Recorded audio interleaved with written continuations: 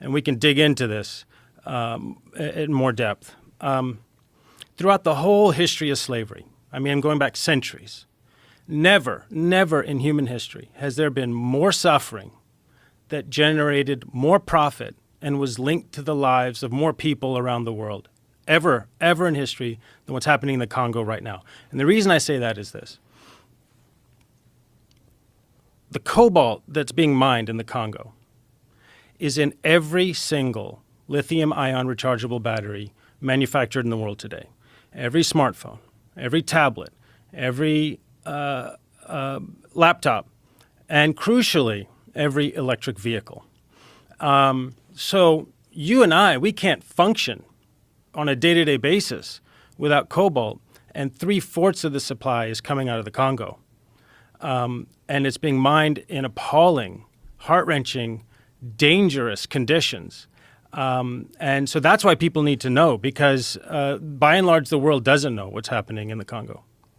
It's something that people sort of know peripherally, that, you know, that they call them conflict minerals, and, you know, they know that they're coming from an area of the world that's very poor, but I don't think people are aware of how horrible it is. There have been some documentaries that have been done on it, and they're all terrifying. Yeah, so conflict minerals was phase one, and that's actually not cobalt. What does it refer to, conflict minerals? So conflict minerals, also called the 3TG minerals, are tin, tungsten, tantalum, and gold. And those are in the eastern Congo. And that catastrophe started around the year 2000, late 1990s, 2000, shortly after the Rwandan genocide. The militias moved in, and the eastern Congo is sitting on some of the largest reserves in the world of those 3TG minerals, especially tantalum. And those are all used in microprocessors. And you can think back to, you know, around the year 2000, mobile phones first started coming out and gaining traction. I still remember my little StarTAC flip phone that I had from Motorola. You remember that? Sure. And all that supply was coming out of eastern Congo. Militias and warlords were forcing the local population at gunpoint, machete point, to dig this stuff out, and it was flowing up into the formal supply chain, into mostly those first-generation cell phones. And that became known as conflict minerals. Cobalt started later. Cobalt really took off about 10, 12 years ago. And it's in another part of the country, in the mining provinces in the southeast of the Congo. And cobalt took off because it was started to be used in lithium-ion batteries to maximize their charge and stability. And it just so happens that the Congo, just as it was sitting on more than half the world's reserves of coltan and, of course, a lot of gold and diamonds and other things, is sitting on more cobalt than the rest of the planet combined. And it's in a small little patch of the Congo, southeastern corner, a part that used to be called Katanga.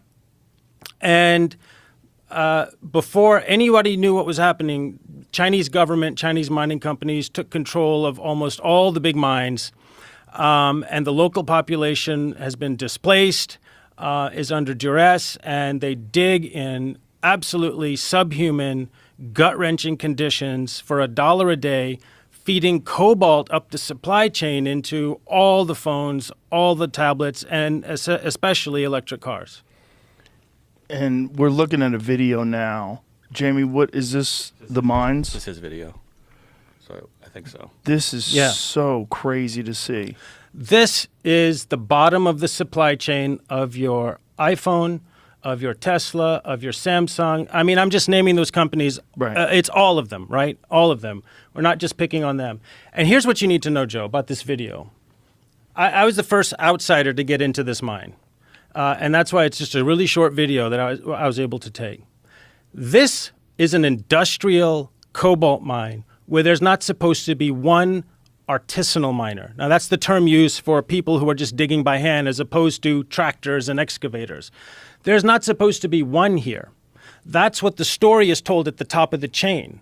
This mine, and I can name it, it's called Shabara. There's not supposed to be one artisanal miner here, according to the consumer-facing tech companies and EV companies buying this cobalt. Lo and behold, I walk into this place, and this is what I see.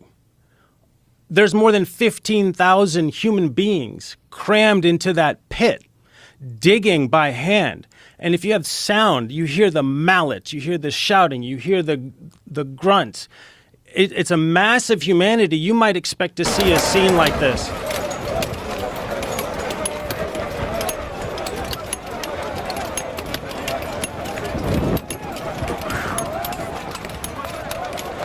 So there's a term that gets used, clean cobalt. There's no clean cobalt. It's not real. No. It's all marketing. It's all PR. It's a fiction. Just like that place, there's not supposed to be any artisanal mining there. It's all done industrially. That's the story told at the top of the chain. And people assume, I mean the marketing teams at big tech and EV companies assume, well, who's going to go down there and actually walk into the place and grab a video that shows, no, it's actually all raw human force that is clanking that cobalt out of the ground. So there's no clean cobalt. There's not a single company on planet Earth that makes a device that has a rechargeable battery in it that can reliably and justifiably claim that their cobalt isn't coming from sources like that. And that's the truth that needs to get out there. That's the truth people need to understand, because this is a story that goes back generations. There's these fictions told at the top of the chain about what conditions are like at the bottom. And truth seekers have to go find that truth and enlighten civilization so that people get agitated about it and want to do something about it. So there's no clean cobalt. Let's just make that totally abundantly clear. And anyone that claims otherwise is either peddling in falsehoods or is recklessly ignorant of the truth. Are there any industrialized cobalt mines that use machinery and don't use slavery and don't use child labor and don't use these people that live in unimaginable poverty? I've never seen one.